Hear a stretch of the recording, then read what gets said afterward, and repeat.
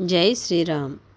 సంశయాస్పదమైన పనులను ప్రాజ్ఞుడైన వాడు ముందు వెనకలు ఆలోచించకుండా నిర్విచారముగా చేయడు. అయితే నేను మాట్లాడకుండా పోయేటట్లయితే ఈ సీతాదేవి ప్రాణత్యాగం చేస్తుంది. మాట్లాడితే చిక్కు వస్తుంది. దూత వివేకము లేకుండా దేశకాల విరుద్ధముగా ప్రవర్తిస్తే కానున్న పనులు కూడా సూర్యోదయమవుతూ ఉంటే చీకట్ల వలె నాశనమైపోతాయి.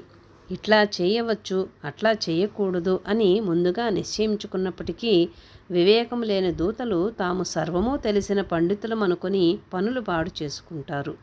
రామకార్యము చెడిపోకుండాను, నేను సముద్రము దాటిన శ్రమ వృధా అయిపోకుండాను ప్రవర్తించవలెను. అందుకు మార్గమేమిటి? నా మాటలు ఈ సీతాదేవి వినడమెట్లా? విని ఈమె భయపడకుండా ఉండటమెట్లా అని ఆ మతిమంతుడు హనుమంతుడు ఆలోచించసాగినాడు. శిష్యుడు గురువుని అంగీకరించేటప్పుడు పరీక్ష చేసుకోవాలి. అంగీకరించిన తర్వాత మరి వదలకూడదు. పరీక్ష చేసుకోకుండా అంగీకరించకూడదు. అది రామాయణంలో సీతాదేవి హనుమంతుడిని దైవం యొక్క చిహ్నాలు ఏమిటో నాకు చెప్పు అని అడిగింది. అంతకుముందు గురువు శిష్య పరీక్ష చేసుకున్నాడు. రావణుడు రావడము, మాట్లాడటము, ఆ రాక్షసాంగనలందరూ రావడము, బాధ పెట్టడము, సీతాదేవి రావణుడికి రాక్షసాంగనలకి సమాధానంగా పలికిన పలుకులు, చెప్పిన మాటలు బట్టి జీవాత్మ పరమాత్మ యందు మాత్రమే అనురక్తి కలిగి ఉన్నదని, ఇతరములందు భోగ విషయములందు అనురక్తి లేక ఉన్నదని తెలుసుకున్న హనుమంతుడు లేక సద్గురువు.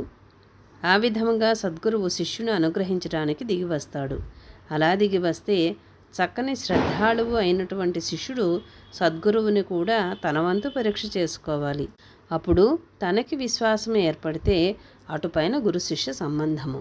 అంతేగాని వాడు వెంట పట్టాడు కాబట్టి నేను వెంట పడతాను, వాళ్ళందరూ దండం పెడుతున్నారు కాబట్టి నేను పెడతాను, అది కాదు స్టాండర్డ్.